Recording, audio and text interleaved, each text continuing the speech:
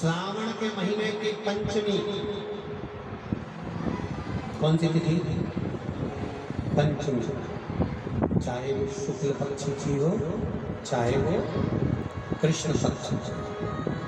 श्रावण महीने की पंचमी के दिन शंकर भगवान पर जिस परिवार के व्यक्ति का कांवड़ जल हमने बताया है आपको, जरूरी नहीं है कि गंगा मांगकर 2 कांवड़ के जल के लोटे लेकर जाओ, आप अपने हाथ में भी 2 पात्र लेकर जा सकते हैं। पंचमी तिथि के दिन हाथ में 2 लोटे जल के 2 कलश जल के जब हम शंकर भगवान को चढ़ाते हैं तो ऊपर जो कमंडल होता है शिव जी के ऊपर जलधारी होती है, जिसमें जया, विषहरा, शामली, बारी, द्रौपदी और देव शंकर भगवान की 5 बेटियां जिसमें विराजमान होती हैं।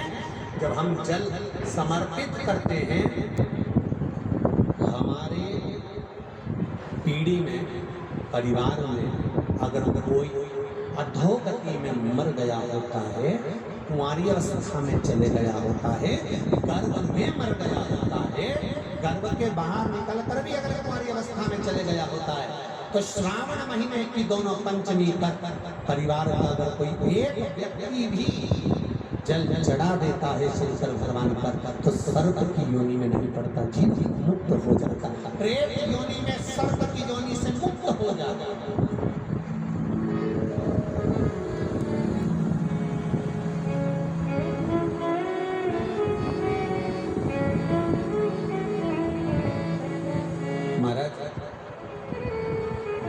हमारे यहाँ सांपों की पूजन कौन से दिन होती, कौन सी तिथि में करते हैं? जम के बोलो जरा। नाग पंचमी। नाग पंचमी का मतलब क्या है? सांपों की पूजन करो।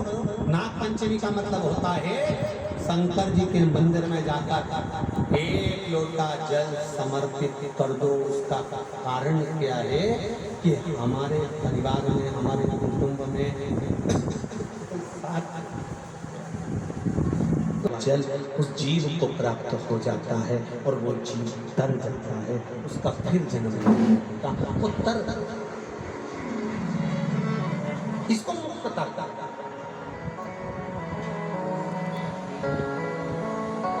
इसको मोक्ष कहता।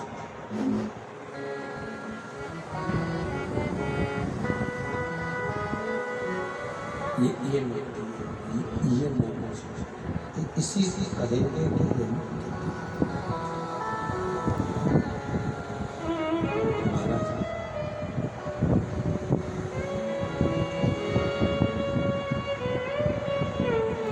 चढ़ाते आप लोग पंचमी के दिन,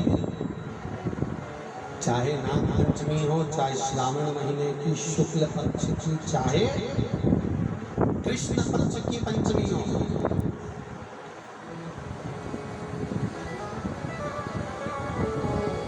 शिव जी पर जल चढ़ाया गया। और समझ लो अच्छे से, श्रावण महीने की पंचमी के दिन देवाधिदेव महादेव पर चढ़ाई गई शमी पत्र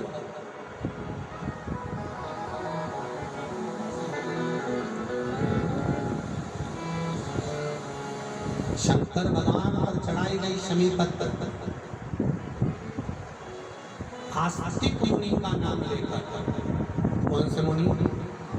आस्तिक मुनि का नाम लेकर शमी पत्र को वापस उठाकर उसको अपने दरवाजे की चौखट पर कहीं पर भी या द्वार पर कहीं पर भी एक ओर रख देने पर घर के अंदर, बगीचे के अंदर सर्प प्रवेश नहीं करता। ध्यान रखिए, सर्प प्रवेश नहीं करेगा। शमी पत्र समर्पित करने के उस शमी पत्र को आस्तिक मुनि का स्मरण करने, कौन से मुनि है? आस्तिक मुनि का स्मरण करने पर कि भीतर घर के अंदर बगीचे में सर्प भी प्रवेश नहीं। उस शमी पत्र में जया, विषहरा, शामली वाली, द्रौपदी और देव ये पांचों कन्याओं का भाव प्रकट हो जाता है और वो कन्याएं हमारे घर के द्वार की रक्षा करती हैं। तुम्हारे घर की बहन बेटी क्या करती हैं? तुम्हारे घर की बहन बेटियां क्या करती हैं? घर में बहन बेटी आती हैं तो बद्दुआ देकर नहीं जाती। घर में कन्याएं रहती हैं, बद्दुआ नहीं देती।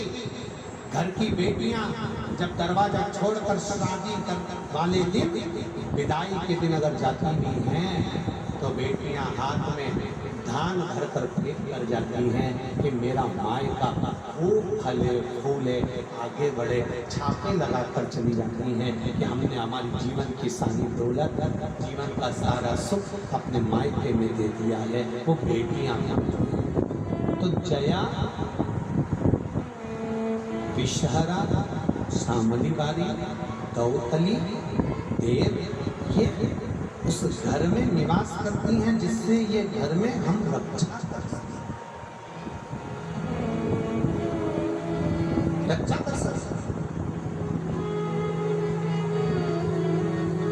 श्रावण शिव महापुराण की कथा में, कल की कथा में एक वर्णन आएगा, उसको ध्यान से सुनिए।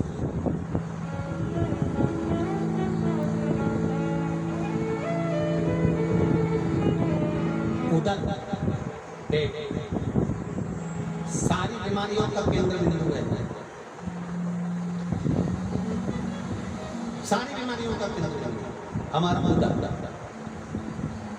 कहीं इसमें तकलीफ होती है, एसिडिटी बढ़ी जाती है, कोई बड़ी बड़ी बीमारियां इसी के माध्यम से, पेट बीमारी, तो उसके लिए कल की कथा में श्रावण के महीने का बड़ा सुंदर भाव प्रकट होगा कि हमारे उदर से जुड़े हुए प्रॉब्लम केवल एक तिथि और एक ही दिन शंकर भगवान पर जल चढ़ाकर उस जल का 3 बार आचमन करने पर ही उदर की बीमारी बढ़ जाती है। तो श्रावण के महीने का बड़ा सुंदर कथा है, उसको अपन श्रवण करते हुए वो श्रावण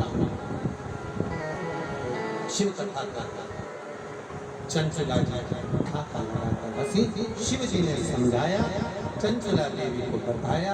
चंचला देवी ने शंकर जी से इसका कारण पूछा, बिंदु के मोक्ष के लिए क्या करा जाए। शिव जी ने कथा तत्व का वर्णन करा। शंकर और पार्वती दोनों ईश्वर जी और गोरा जी बनकर आ रहे हैं। भगवान